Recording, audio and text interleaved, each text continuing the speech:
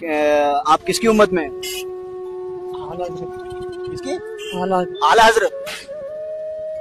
तौकीर रजा भाई बताइए किसकी उम्मत में? हम साहब। अस्सलाम वालेकुम। वालेकुम अस्सलाम। आपसे एक सवाल है। बोलिए। आप किसकी उम्मत में? आला हजरत की। आला हजरत की? हाँ। किसकी उम्मत में हो? आला हजरत की।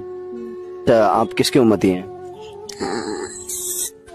ताजु शरिया की उम्मती हैं। ये बताइए हुजूर अकरम सल्लल्लाहु अलैहि वसल्लम की पैदाइश कौन सी तारीख को हुई? ये मालूम नहीं है? आइए सब मिलकर फलस्तीन के लिए दुआ करते हैं। या हौस करम कर दो, या हौस करम कर दो, या हौस करम कर दो, या हौस करम कर दो। अक्सर लोग मुझसे कहते हैं कि मेरे ज़्यादातर टॉपिक इस तरह के क्यों होते हैं जिसमें ज़्यादातर माशरे के अंदर होने वाली खुराफात, बिदात और खसूसन शिर्क को मैं बहुत ज़्यादा एक्सपोज करता रहता हूँ। आइए मैं आज आपको इस मामले की सीरियसनेस की थोड़ी सी झलक देता हूँ कि जिसको आप बहुत ही मामूली सी बात समझते हैं, ये कितना सीरियस मामला है। देखें, दुनिया में आप जितने भी बड़े से बड़े गुनाह कर लें वो तब माफ़ हो जाते हैं जब आप सच्चे दिल से तौबा करें और दोबारा इनको ना करने का पक्का इरादा करें। अगर किसी शख्स के साथ दुनिया में जुल्म किया है, किसी को कत्ल तक कर दिया है, इसकी भी माफ़ी मिल सकती है अगर इसके वारिसीन माफ़ कर दें तो। मकसद कहने का ये है कि हर बड़े से बड़े गुनाह से बचने का एक आखिरी रास्ता अल्लाह ने ज़रूर छोड़ा है, लेकिन मौत से पहले पहले तक।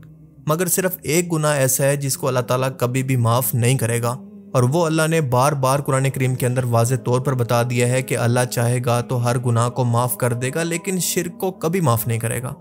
सूरह अन-निसा आयत 48 के अंदर अल्लाह फरमाता है कि बेशक अल्लाह शिर्क को नहीं बख्शता और इसके सिवा जिसे चाहे बख्श देता है। माशाल्लाह।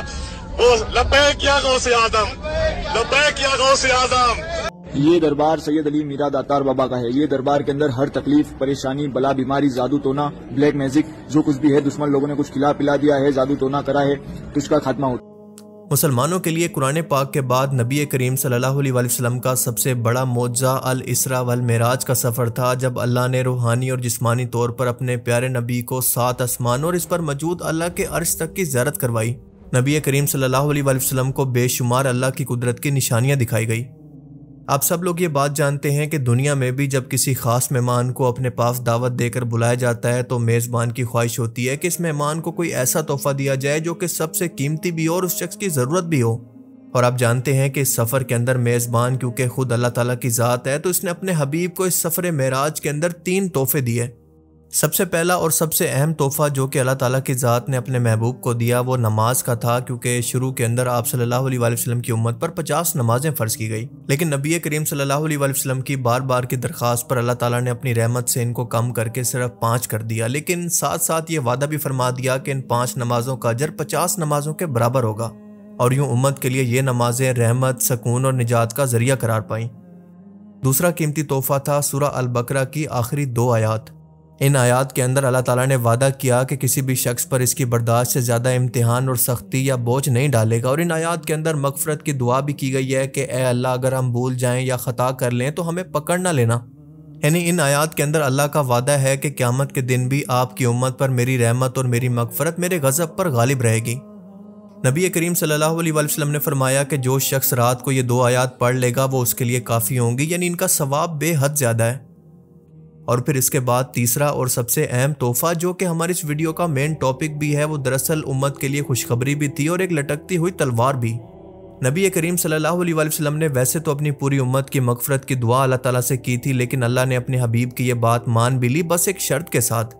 अल्लाह ने फरमाया कि जिस शख्स ने दुनिया के अंदर शिरक ना किया, मेरे सिवा किसी को अपना माबूद, अपना मददगार, अपना दाता, अपना गौसे आज़म, अपना गरीब नवाज, अपना गंज बख्श, अपना मुश्किल कुशार ना बनाया, वो आखिरकार जहन्नुम के अंदर अपने गुनाहों की सज़ा पूरी करने के बाद जन्नत के अंदर ज़रूर दाखिल कर दिया जाएगा। अहदीस मुबारका में आता है कि एक छोटे लेवल के जन्नती की जन्नत को हमारी ज़मीन से 10 गुना बड़ी जन्नत दी जाएगी, और सिर्फ एक नेकी ज़्यादा करने वाला शख्स अपने से ऊपर लेवल के जन्नती को बिल्कुल ऐसे देखेगा जैसे हम आसमान में सितारों को देखते हैं। अल्लाहु अकबर। अब ज़रा एक लम्हे के लिए इस तीसरे तोहफे को तसव्वुर करने की कोशिश करें कि यह हमारी हमेशा की ज़िंदगी है जो कि कभी ख़त्म नहीं होनी। आपकी पूरी लाइफ इसी पर डिपेंड करती है। अगर ये नहीं तो ज़िंदगी का कोई भी मकसद नहीं, आपका दुनिया में आने का कोई भी मकसद नहीं। تو آپ ذرا سوچ کر بتائیں کہ کیا اس بات کو صرف ایک معمولی سی بات یا پھر فرقوں کا اختلاف سمجھ کر اگنور کیا جا سکتا ہے کہ نبی کریم صلی اللہ علیہ وسلم کو تو ہم حضرت محمد صلی اللہ علیہ وسلم کہہ کر پکاریں اور ان کے بزرگوں کو اعلیٰ حضرت اور غوث اعظم؟ یہ سیدھا سیدھا شرک ہے، کیونکہ آپ خدائی صفات کے اندر انسان کو اللہ کے مقابلے میں کھڑا کر رہے ہیں۔ انسان کو دنیا میں زندگی، موت، مشکل، آسانی، رزق، اولاد، برکت، رحمت دینا سب اللہ تعالیٰ کی صفات کے اندر شامل ہے، اور یہ تمام صفات ان گمراہ لوگوں نے ایسے بندوں کے ساتھ جوڑ لی ہیں جو کہ مر کر مٹی ہو چکے ہیں، من و مٹی کے نیچے دفن ہیں۔ بلکہ آج تو جہالت اس لیول پر پہنچ چکی ہے کہ ان بزرگوں کی پکی قبروں کو، جو کہ ویسے خلاف شریعت ہیں، ان قبروں کے ماربل پر گرائے گئے پانی کو لوگ برکت اور بیماریوں سے شفا کے لیے بھر بھر کر پینے کے لیے لے کر جا رہے ہیں، بالکل ویسے ہی جیسے صحابہ کرام نبی کریم صلی اللہ علیہ وسلم کے وضو کا پانی برکت کے لیے لے کر جایا کرتے۔ اب آپ سوچیں کہ ان لوگوں کے اندر اور انت بھگتوں کے اندر کیا فرق باقی رہ گیا؟ اسلام تو اسی توہم پرستی اور انسان پرستی کی جہالت سے انسان کو نکالنے کے لیے دنیا میں آیا تھا، لیکن یہ تو وقت کے ساتھ ساتھ اسی پستی کے اندر دوبارہ سے گر رہے ہیں، اور افسوس کہ مسلمان گھر کے اندر پیدا ہو کر بھی یہ مشرکوں والی حرکت کر رہے ہیں، بالکل ایسے ہی جیسے کوئی شخص سمندر کے کنارے پیاسا مر جائے۔ نبی کریم صلی اللہ علیہ وسلم نے حضرت معاذ بن جبل کو وصیت کی تھی کہ اے معاذ، اللہ کے ساتھ شرک کبھی مت کرنا، چاہے تمہارے ٹکڑے ٹکڑے ہی کیوں نہ کر دیے جائیں یا تمہیں سولی پر ہی کیوں نہ لٹکا دیا جائے۔ یہ اتنا سیریس معاملہ ہے، پر آپ چاہتے ہیں کہ میں یہ سب کچھ دیکھ کر اس کو معمولی عقیدے کا اختلاف سمجھ کر اس پر بات ہی نہ کیا کروں۔ یہ وہ لوگ ہیں جنہوں نے پورے کے پورے دین کو بت پرستی کے اندر بدلنے کی ہر ممکن کوشش کی ہے۔ مندر کو دربار سے، پجاری کو مجاور سے، پرنام کو سجدہ تعظیمی سے، درشن کو زیارات سے، دیوالی کو شب برات سے، اور مورتی کو قبر سے۔ مجھے ان لوگوں سے کوئی مطلب نہیں ہے، یہ لوگ مجھے کچھ بھی نہیں دے سکتے، بس مجھے ان لوگوں کی آخرت کی فکر ہے کہ شاید میری کسی ایک ویڈیو کی وجہ سے ان کی آنکھیں کھل جائیں اور یہ لوگ ہمیشہ کے عذاب سے بچ جائیں۔ اللہ تعالیٰ سے دعا ہے کہ وہ ہمیں سمجھنے کی اور نیک عمل کرنے کی توفیق عطا فرمائے، آمین۔ جاتا ہے اس کا مقدر جو کہتا ہے ایک بار دم مدار بیڑا کی عدالت کا سلام، نبی کی سخاوت کا سلام، سرکار غوث اعظم کی غوثیت کا واسطہ، آپ کے پیر و مرشد کا واسطہ، آپ کو آپ کے لاڈلے بیٹے سرکار نور قطب عالم کا واسطہ، سب پر کرم کی نظر کر دے، بگڑی بنا دے، کرم کی نظر فرما کر کرو اپنے غلاموں پر بس ایک نظر خواجہ آباد خدا رکھے تیرا چشت نظر خواجہ، چراغ چشت شہ اولیاء غریب نواز، بہار انجمن مصطفیٰ غریب نواز، سنو سنو میرے حاجت روا غریب نواز، میں دے رہا ہوں صدا پر صدا غریب نواز، تمہیں بلاج ہے خواجہ کہ ہم تمہارے ہیں اور ہمیں وسیلہ تمہارا ہے یا غریب نواز، تمام عمر گزاری تمہارے قدموں میں ملا ہے اور ملے گا صدا غریب نواز، سب جانے والوں پہ نظر عنایت فرمائیے مولا۔